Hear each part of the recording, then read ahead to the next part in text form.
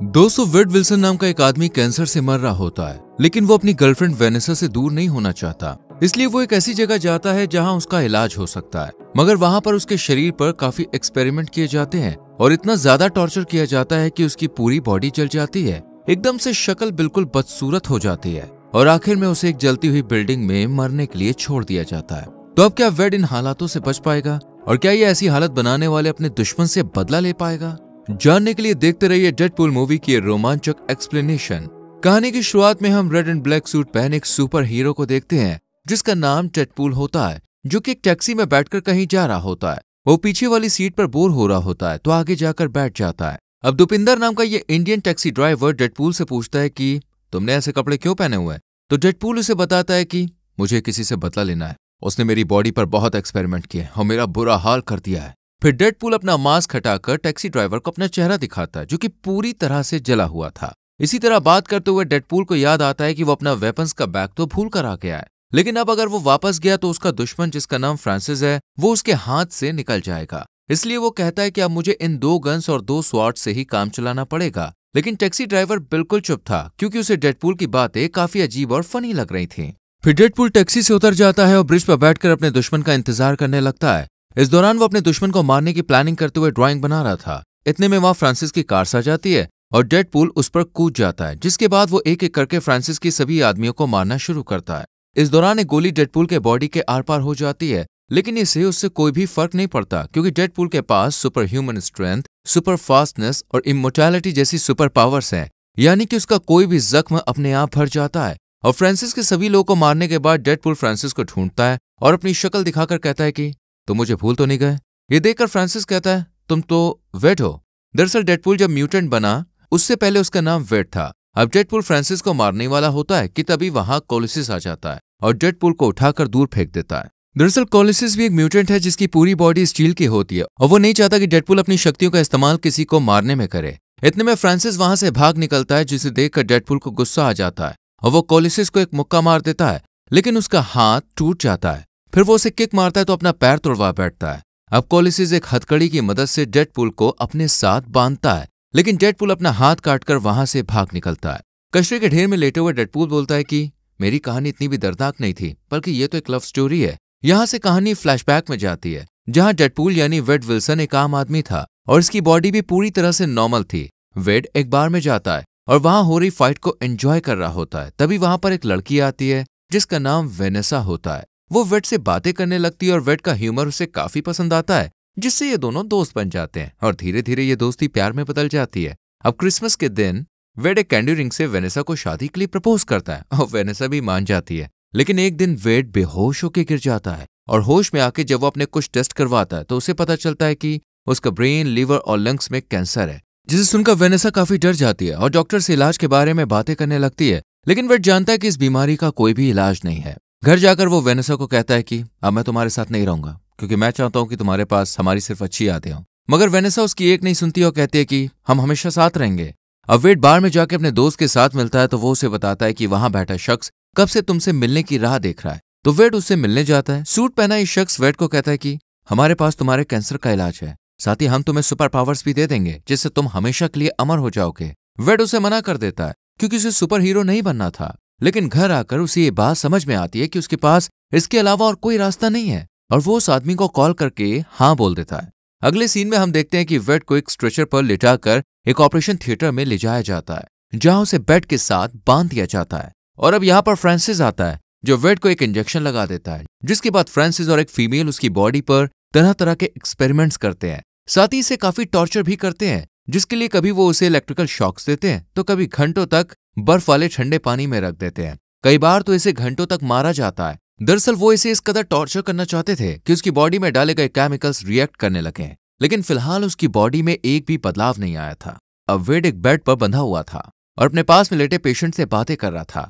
तभी फ्रांसिस वहां पे आता है और वेड को ले जाकर एक ऐसे चैम्बर में बंद कर देता है जिसमें बिल्कुल भी ऑक्सीजन नहीं था। फ्रांसिस उससे कहता है कि यहाँ तुम बिल्कुल भी सांस नहीं ले पाओगे। अब जब तुम मरने वाले होगे तब हम चैम्बर में थोड़ी सी ऑक्सीजन छोड़ देंगे जिससे तुम्हारा हार्ट बीट करेगा। इस कंडीशन में तुम या तो म्यूटेंट बन जाओगे या फिर मर जाओगे। अब जैसे जैसे चैम्बर से ऑक्सीजन निकलने लगता है वैसे वैसे वेड की बॉडी में बदलाव आने लगता है, जो देख हमें लगता है कि मानो वेड की बॉडी जल रही हो और वो बुरी तरह से तड़प रहा होता है। लेकिन फ्रांसिस को उस पर बिल्कुल भी दया नहीं आती और वो वहां से चला जाता है। अब यहाँ वेड अपने मुंह से एक मैचस्टिक निकालता है जो उसने फ्रांसिस के असिस्टेंट एंजल से चुराई थी। वेड इस मैचस्टिक को जलाकर सीधा उस पाइप में फेंक देता है जो सिलेंडर से कनेक्टेड था।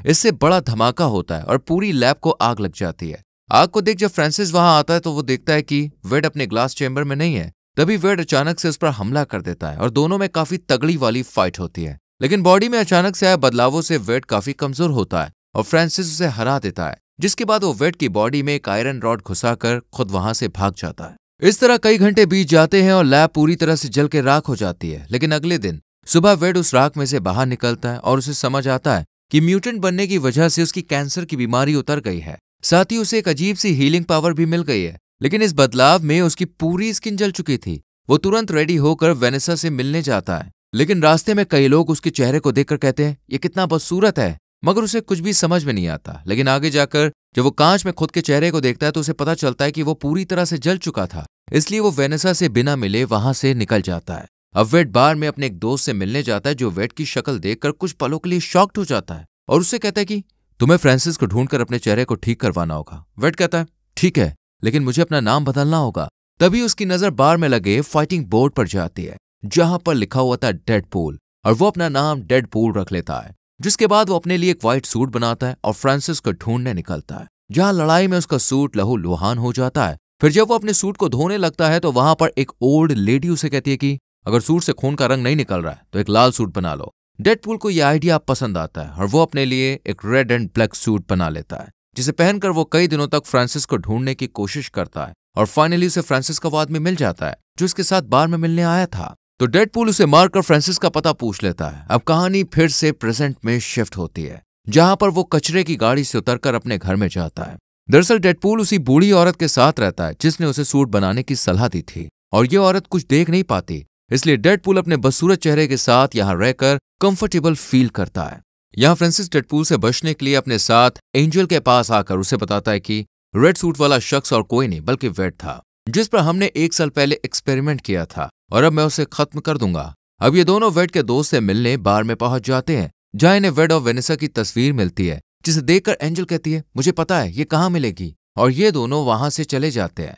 इनके जाते ही वेड का दोस्त उसे कॉल करके कहता है कि ये दोनों वेनेसा के पास जा रहे हैं, जिसके बाद वेड और उसका दोस्त उस क्लब में जाते हैं जहां वेनेसा काम करती है। लेकिन वेड उसे अपनी ये शक्ल नहीं दिखाना चाहता, इसलिए वो बाथरूम में चला जाता है। इतने में एक आदमी आकर वेनेसा से कहता है कि बाहर कोई तुम्हारा इंतजार कर रहा है, शायद वो तुम्हारा एक्स बॉयफ्रेंड है। इसे सुनकर वेनेसा खुश होकर बाहर पहुंच जाती है, लेकिन वहां वेड नहीं बल्कि फ्रांसिस था जो वेनेसा को पकड़ के ले जाता है। इस बात का पता चलते ही वेड निराश होकर अपने घर आ जाता है। तभी वेनेसा के फोन से उसे मैसेज आता है जिसमें लिखा था कि अगर तुम उसे जिंदा चाहते हो तो स्क्रैप यार्ड में आकर मुझे मिलो। साथ ही उसने डेडपूल को चिढ़ाने के लिए पॉटी वाली शक्ल की इमोजी भी भेजी थी, जिससे डेडपूल को गुस्सा आ जाता है और वो अपने हथियार एक बैग में भर लेता है और सूट पहनकर रेडी हो जाता है और अपने दोनों म्यूटेंट साथियों को भी मदद के लिए बुला लेता है, जिसमें से एक था स्टील बॉडी वाला कोलोसिस और दूसरी थी नेगासोनिक, जो अपने शरीर के चारों तरफ एक बड़ा धमाका कर सकती है। अब ये तीनों उस लोकेशन पे पहुंच जाते हैं, लेकिन इस बार भी डेडपूल अपने हथियार के बैग को टैक्सी में ही भूल जाता है। लेकिन टैक्सी ड्राइवर का एक्सीडेंट हो जाता है, इसलिए वो इसका कॉल नहीं उठा पाता। तो डेडपूल कहता है कि इस बार भी मुझे अपनी तलवारों से ही काम चलाना होगा। जिसके बाद ये तीनों स्क्रैप यार्ड में जाकर फ्रांसिस के लोगों से लड़ने लगते हैं और कुछ देर बाद नेगासोनिक अपनी बॉडी से आग निकालकर डेडपूल को उछालते हुए वेनेसा के पास भेज देती है। लेकिन फ्रांसिस भी वहां होता है और दोनों के बीच में काफी तगड़ी फाइट होती है, मगर इस बार डेडपूल फ्रांसिस को बुरी तरह से हरा देता है। यहाँ नीचे एंजल रस्सी से कोलोसिस का गला घोटने वाली थी, तभी नेगासोनिक अपनी बॉडी से आग निकालती है और बड़ा धमाका होने की वजह से पूरी बिल्डिंग नीचे गिरने लगती है। यहाँ वेनेसा की जान बचाने के लिए डेडपूल उसे कंटेनर में बंद कर देता है। ये बिल्डिंग पूरी तरह से गिर जाने के बाद कोलोसिस वेनेसा को एक कंटेनर से बाहर निकालता है, लेकिन वेनेसा को अभी समझ नहीं आ रहा था कि आखिर क्या हो रहा है। इतने में डेडपूल भी बाहर आ जाता है, लेकिन फ्रांसिस उस पर हमला कर देता है। इन दोनों के बीच लड़ाई होती है और डेडपूल फ्रांसिस को मारने ही वाला था कि तभी कोलोसिस आकर उससे कहता है कि तुम सुपर हीरो हो, तुम लोग की जान नहीं ले सकते हो। लेकिन डेडपूल इस भाषण को इग्नोर करते हुए गोली चलाकर फ्रांसिस को मार देता है। अब वेनेसा आकर डेडपूल को मारते हुए पूछती है कि पिछले 1 साल से तुम मुझे छोड़कर कहाँ चले गए थे। तो डेडपूल उससे कहता है कि मुझमें तुम्हें अपना चेहरा दिखाने की हिम्मत नहीं थी। तभी वेनेसा उसे मास्क उतारने के लिए कहती है। मास्क उतारते ही डेडपूल का बदसूरत चेहरा वेनेसा के सामने आ जाता है, लेकिन वो उसे कहती है कि जल्दी मुझे तुम्हारी ये शक्ल देखने की आदत भी हो जाएगी। और अब ये दोनों फिर से एक हो जाते हैं और मूवी यहीं पर खत्म हो जाती है।